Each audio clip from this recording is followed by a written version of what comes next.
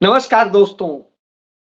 गांधी को समझने के लिए किसी आईआईटीएन की निगाह नहीं चाहिए, किसी भगवाधारी की निगाह नहीं चाहिए। गांधी को समझने के लिए टैगोर जैसे, रविन्द्रनाथ टैगोर जैसे, गुरुदेव जैसे व्यक्ति की आंखें और समझ चाहिए। जी हां, बिल्कुल यही होना चाहिए। राहुल गांधी आज गांधी के विचारों से चलते हुए और गांधी से भी एक कदम आगे डॉक्टर भीमराव अंबेडकर के विचारों पर चलते हुए और डॉक्टर भीमराव अंबेडकर से भी एक कदम आगे पंडित जवाहरलाल नेहरू के तरह से कदम बढ़ाते हुए आज देश को एक दिशा दे रहे हैं और उसकी दशा को देख रहे हैं। राहुल गांधी न सिर्फ पटना में जाके लड़ते हैं और बात करते हैं, वो दिल्ली में भी लड़ रहे हैं। वो कांग्रेस के रूप में भारतीय जनता पार्टी से भी लड़ रहे हैं और वो दिल्ली में उन भारतीय जनता पार्टी आरएसएस से जन्मे नेताओं और लोगों से भी लड़ रहे हैं। जी हां, यही सत्य है। इसी पर आपसे बात करूंगा। राहुल गांधी ने पटना में संविधान सम्मान सम्मेलन के दौरान एक बड़ी बात कह दी और वह बड़ी बात यह थी कि अब तक राहुल गांधी यह बात कहते थे कि जातिगत जनगणना कराएंगे और जातिगत जनगणना करा करके हम यह पता लगाएंगे कि किस जाति धर्म के लोगों की क्या दशा है। उनका आर्थिक सर्वे होगा, आएगा कि उनके पास है क्या वास्तव में, और यह पूरा एक्सरे जरूरी है। अब उन्होंने उससे भी एक कदम आगे बढ़ के पंडित जवाहरलाल नेहरू की तरह कह दिया कि नहीं, सिर्फ जातिगत जनगणना से कुछ नहीं होगा। जैसे डॉक्टर भीमराव अंबेडकर ने कहा था कि सिर्फ संविधान से कुछ नहीं होगा, इसी संविधान को सही अर्थों में लागू किया जाए तब कुछ होगा। तो राहुल गांधी ने वही किया और वो लागू करने का काम पंडित जवाहरलाल नेहरू ने किया था। अब राहुल गांधी ने उसी तरीके से कहा कि जातिगत जनगणना होगी और उस जनगणना के बाद में हम यह देखेंगे कि कौन कैसे किस हाल में, और फिर उसको सामाजिक न्याय मिले, इसके लिए गरीबों को, पिछड़ों को, अति पिछड़ों को, दलितों को, आदिवासियों को, सभी वर्ग को जो सचमुच बुरी हालत में है उसको उसका हक दिया जाएगा। उसका हक देने के लिए यह सारी कवायद की जाएगी। जिस बिहार में वैचारिक क्रांति होती है, जिस बिहार में राजनीतिक जागरूकता है, उस बिहार में आखिर यह क्या वजह है कि वहां से मजदूर ही निकल रहे हैं, वहां से परेशान हाल लोग निकल रहे हैं और वह एक बीमारू राज्य है। निश्चित रूप से इसे सोचना चाहिए। राहुल गांधी उसी पे तो चर्चा करना चाहते और इसीलिए गए। उन्होंने वहां देखा भी और बोले भी। उन्होंने उठाया मसला। बीपीएससी की परीक्षा हुई थी, उस परीक्षा का पेपर लीक हुआ था। उस पेपर लीक के मामले के बाद भी बिहार की सरकार, चूंकि अब वो नरेंद्र मोदी के साथ हैं, तो उसी तरह से करते हैं, तानाशाही करते हैं। छात्र आंदोलन से जन्मे नीतीश कुमार उन्हीं छात्रों की वाजिब मांग को दरकिनार करवा देते हैं। और वो यही तो कह रहे हैं कि जब पेपर एक लीक हो गया तो स्वाभाविक सी बात है पूरी परीक्षा होनी चाहिए दोबारा। सिर्फ रफू करने से काम नहीं चलेगा। और इसलिए राहुल गांधी उन छात्रों के बीच पहुंच गए जो वहां काफी दिनों से धरने पर बैठे हुए। तमाम नेता वहां पे अपनी राजनीति चमकाने के चक्कर में गए थे। नरेंद्र मोदी के राजनीतिक सलाहकार रहे प्रशांत किशोर, वहां पर जाकर के अनशन करने का ड्रामा करते हैं और 2 ही दिन में कहते हैं हम बीमार हो गए, अस्पताल में दाखिल हो जाते हैं और फिर उसके बाद वहीं से चले जाते हैं घर पे, क्योंकि कर नहीं सकते। कारपोरेट के जन्मे लोग जन आंदोलन नहीं कर सकते। जन आंदोलन देखना है तो आपको आना पड़ेगा हरियाणा और पंजाब के खनौरी बॉर्डर पर और वहां देखना होगा कि कैसे जगजीत सिंह डल्लेवाल किसान नेता पिछले 54 दिनों से 55 दिन आ रहा है। आप सोचिए, भूखे प्यासे और मरणासन हाल में पड़े हुए हैं लेकिन हिम्मत नहीं हार रहे।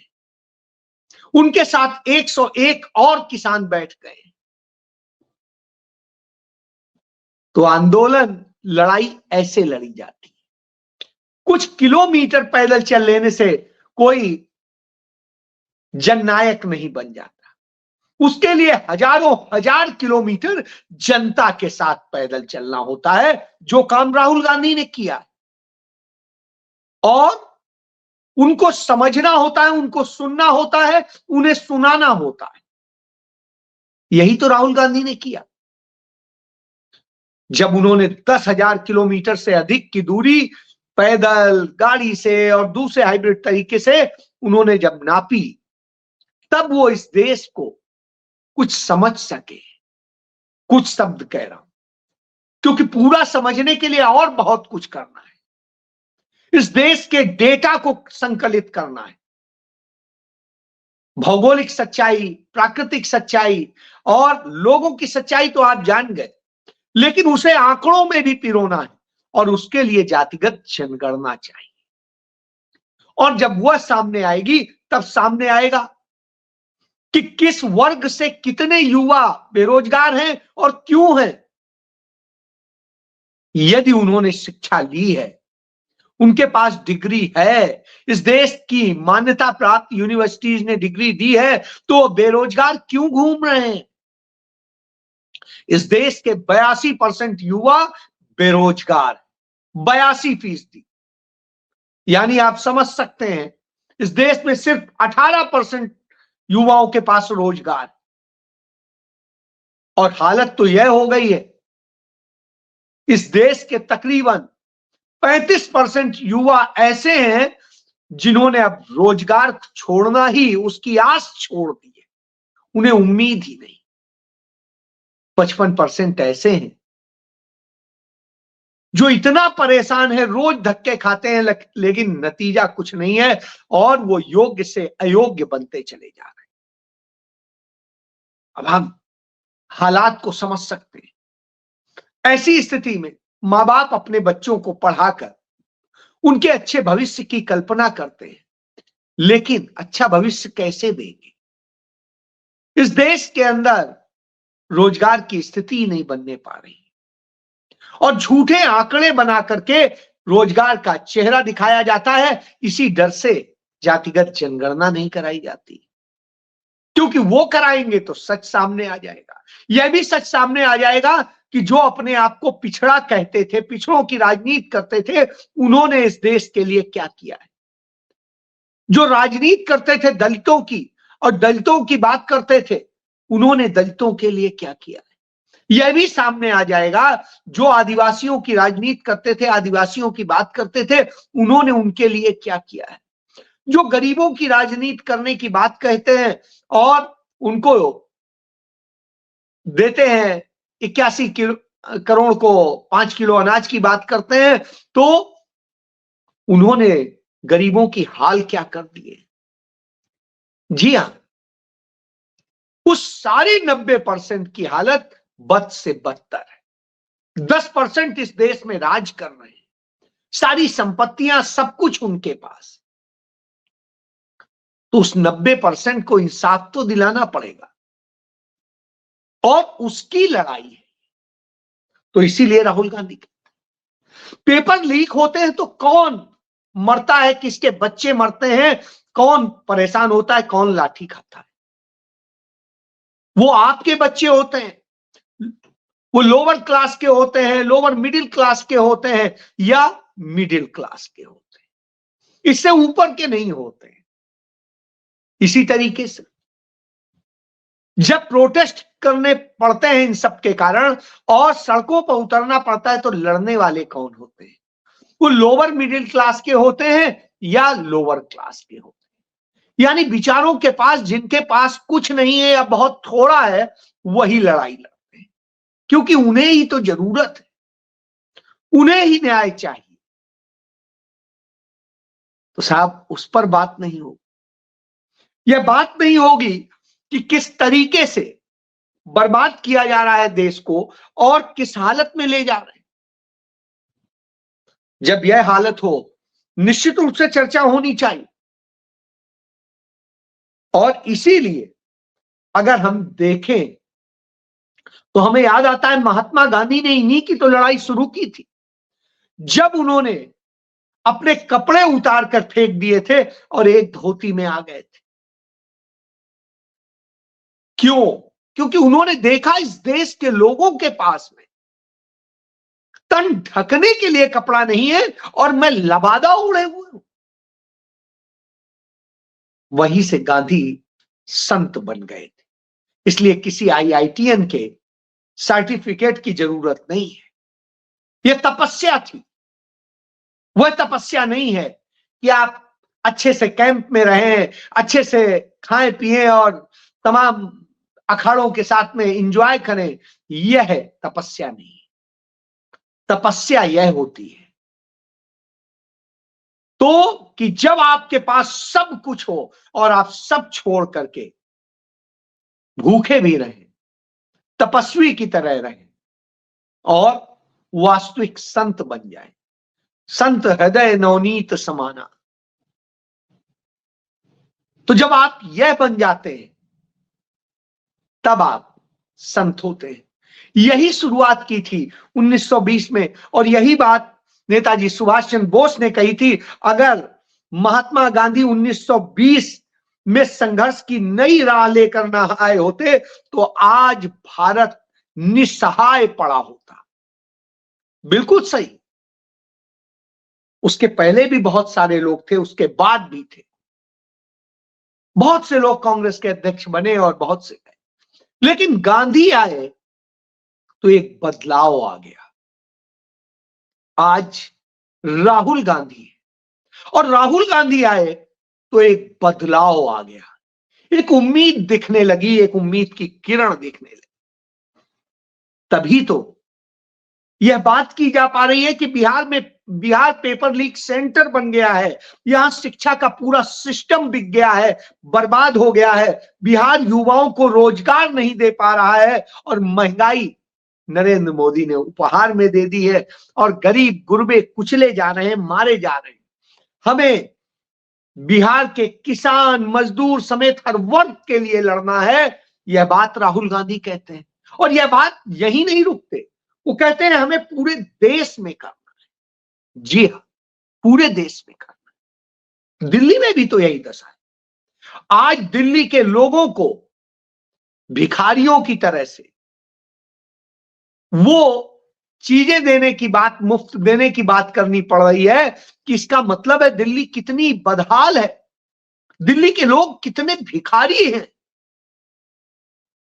कि उन्हें कुछ अनाज चाहिए, कुछ मुफ्त बिजली चाहिए, कुछ मुफ्त पानी चाहिए, कुछ मुफ्त और चाहिए। इस हालत में लाकर किसने खड़ा कर दिया है? 2013 के पहले तक तो ये नहीं होता था। दिल्ली सक्षम थी, आत्मनिर्भर थी, देश को खिलाने की हैसियत रखती थी। आज वह दिल्ली इस स्थिति में कैसे आ गई? दिल्ली की पूर्व मुख्यमंत्री शीला दीक्षित के बेटे संदीप दीक्षित ने एक सवाल किया कि 2013 के पहले भी तो पराली जलती थी हरियाणा में, पंजाब में। कभी भी दिल्ली सरकार ने नहीं कहा या केंद्र सरकार ने नहीं कहा कि किसानों के पराली जलाने के कारण कोई प्रदूषण होता है, और यदि पराली जलाने के कारण होता है तो जब पराली नहीं जलती है तब प्रदूषण इतना क्यों, इतने बुरे हाल क्यों है? स्वाभाविक सी बात है, उनका सवाल जायज। उन्होंने कहा 1998-99 की आप याद करिए, दिल्ली कितना प्रदूषित होने लगा था, क्या हाल हो गए थे। और शीला दीक्षित ने, कांग्रेस ने जब दिल्ली की सरकार संभाली तो उसके बाद उसने उस पर काम किया और नतीजतन प्रदूषण कम ही नहीं हुआ, बहुत कम हो गया। दिल्ली एक क्लीन सिटी के रूप में, ग्रीन सिटी के रूप में डेवलप हो गई। आज फिर दिल्ली प्रदूषित है, यमुना गंदा नाला बन गया है और न जाने क्या क्या, लोगों के जीवन खतरे में। क्यों हुआ? क्योंकि सरकार सिर्फ बहाने लेने का काम कर रही थी। दोनों सरकारें, भाजपा की सरकार हो या केजरीवाल की आम आदमी पार्टी की सरकार, दोनों ने सिर्फ बहाने लिए हैं, रोना रोया है। रोजगार इन्होंने नहीं दिया, लोगों को घर इन्होंने नहीं दिए, लोगों को सही शिक्षा इन्होंने नहीं दी, लोगों को स्वास्थ्य इन्होंने नहीं दिया, लोगों को गंदगी में इन्होंने झोंक दिया और बेरोजगार दिल्ली हो गई, भुखमरी दिल्ली हो गई कि उसे आज मुफ्त की चीजें चाहिए। दिल्ली ऐसी तो न थी। तो जब ऐसी दिल्ली बन गई हो, निश्चित रूप से सोचना पड़ेगा कि हमने क्या बनाया है और कैसे बनाया है। तब राहुल गांधी का वही मंत्र आता है कि करना होता है। कहा करते थे सरदार वल्लभ भाई पटेल, कायर बहाने ढूंढते हैं, बहादुर राह निकालते हैं। तो राह निकालने की जरूरत होती, बहाने देने की जरूरत नहीं होती कि अरे मोदी जी ये नहीं कर रहे हैं, एलजी फाइल नहीं कर रहा है, ये ऐसे नहीं कर रहे हैं, वैसे नहीं। अरे साहब, इसीलिए आपको बैठाया है कि सारी दिक्कतों के बाद आप करके दीजिए। दिल्ली में राहुल गांधी रात को निकले, एम्स के बाहर से निकले, देखा कि एम्स में अपने मरीजों को दिखाने आए तीमारदार किस बुरी हालत में पड़े थे। उनके लिए न कोई सराय बनी थी जहां वो रुक सकें या कुछ और कर सकें, जहां वो आश्रय ले सकें। उनके लिए कोई व्यवस्था नहीं थी। क्या दिल्ली में 11 साल में यह नहीं हो सकता था? और पहले शेल्टर हाउस बनते थे, टेम्परेरी भी बनते थे सर्दियों में और दूसरे ऐसे मौसम। आज क्या बन रहे हैं? नहीं बन रहे। तो यह दशा हो तो स्वाभाविक सी बात, सिर्फ झूठ की बुनियाद पे चलेंगे। नरेंद्र मोदी छत्तीसगढ़ में कहेंगे 500 का सिलेंडर देंगे, साल भर से ऊपर हो गया, सिलेंडर नहीं मिला 500 का। कह आए थे राजस्थान में, नहीं मिला। इसी तरीके से तमाम वायदे और किए थे, केजरीवाल ने किए थे जाके पंजाब में कि 1100 रुपए महिलाओं को देंगे, नहीं मिला। दिल्ली में तमाम वायदे किए थे, नहीं हुए पूरे। और झूठा मॉडल दिखाया गया शिक्षा और स्वास्थ्य का, जो कोरा साबित हुआ। जैसे झूठी जनगणना कराई थी, जातिगत जनगणना कराई थी नीतीश कुमार। राहुल गांधी अपनी भी सरकार को घेरने से नहीं चूकते हैं, यही उनकी ईमानदारी। उस सरकार में वो भी, उनकी कांग्रेस भी साझेदार थी। लेकिन राहुल गांधी ने कहा हम ऐसी झूठी जनगणना नहीं कराएंगे, हम वह जातिगत जनगणना कराना चाहते हैं जिसमें एक्सरे हो, सच सामने आए और उसके बाद उसके अनुसार न्याय भी मिले। वह न्याय जिसकी दरकार है, जिसके लिए इसकी मांग की जाती। तो निश्चित रूप से न्याय योद्धा के रूप में राहुल गांधी फिर से एक बार लड़ते नजर आए और इसने तमाम दलों के माथे पर पेशानी ला दी। जी हां, यही हुआ। जय